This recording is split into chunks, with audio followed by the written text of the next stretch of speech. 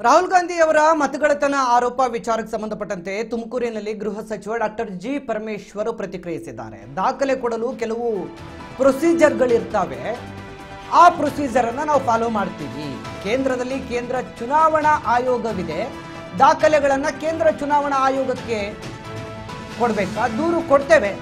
ರಾಜ್ಯ ಚುನಾವಣಾ ಆಯೋಗಕ್ಕೆ ನಾವು ದೂರನ್ನ ಕೊಡ್ತಾ ಇದ್ದೇವೆ. ರಾಜ್ಯ ಚುನಾವಣಾ ಆಯೋಗ ಸದ್ಯ ಕ್ರಮ ಕೈಗೊಳ್ಳಲಿ, ಯಾಕೆಂದರೆ ರಾಜ್ಯದಲ್ಲಿ ಮತಗಳತನ ಆಗಿದೆ ಅನ್ನೋದು ನಮ್ಮ ಆರೋಪ. ಹಾಗಾಗಿ ಸದ್ಯ ಕೇಂದ್ರ ಚುನಾವಣಾ ಆಯೋಗಕ್ಕೆ ದಾಖಲೆ ಕೊಡ್ತೇವೆ, ದಾಖಲೆಗಳನ್ನು ಕೇಂದ್ರ ಚುನಾವಣಾ ಆಯೋಗಕ್ಕೆ ದೂರು ಕೊಡ್ತೇವೆ.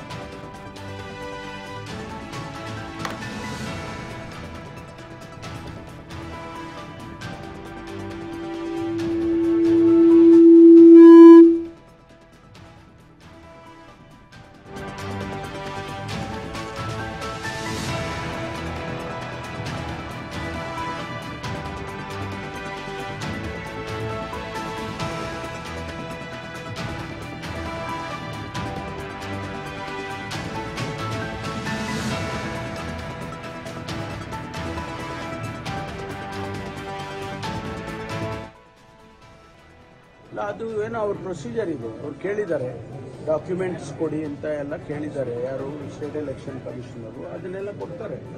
ಸ್ಟೇಟ್ ಎಲೆಕ್ಷನ್ ಕಮಿಷನ್ ಅವರಿಗೆ ಡಾಕ್ಯುಮೆಂಟ್ಸ್ ಕೊಡ್ತಾರೆ, ಅಫಿಡವಿಟ್ ಕೊಡ್ತಾರೆ, ಎಲ್ಲ ಕೊಡ್ತಾರೆ. ಡಿ ಕೆ ಶಿವಕುಮಾರ್ ನಾನೇ ಅಫಿಡವಿಟ್, ರಾಹುಲ್ ಗಾಂಧಿನೇ ಅಫಿಡವಿಟ್ ಅಂತ ಹೇಳ್ತಾ ಇದ್ದಾರೆ.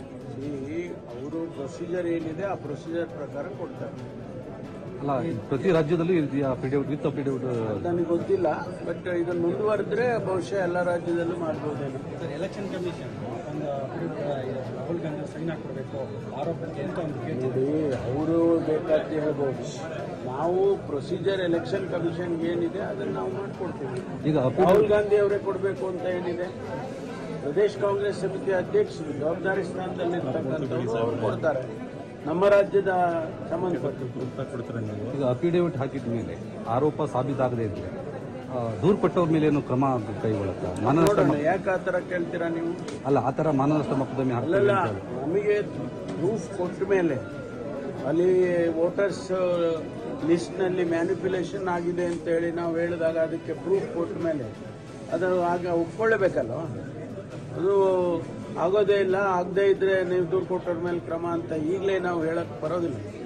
ಬಿಹಾರ ಎಲೆಕ್ಷನ್ ಮುಂದಿಟ್ಕೊಂಡು ಈ ರೀತಿ ಮಾಡ್ತಾ ಇದ್ದಾರೆ ಕಾಂಗ್ರೆಸ್ನವರು. ಯಾರದು ಒಂದೇ ಎಲೆಕ್ಷನ್ ಅಲ್ಲ, ಇಡೀ ದೇಶದಲ್ಲಿ ಅನೇಕ ಎಲೆಕ್ಷನ್ಸ್ ಆಗ್ತವೆ. ನೆಕ್ಸ್ಟ್ ವಿದಿನ್ 1 year ಅಲ್ಲಿ ಇನ್ನೂ 5-6 ಸ್ಟೇಟಲ್ಲಿ ಎಲೆಕ್ಷನ್ಸ್ ಬರುತ್ತೆ. ಮುಂದೆ ಪಾರ್ಲಿಮೆಂಟ್ ಎಲೆಕ್ಷನ್ಸು ಬರುತ್ತೆ.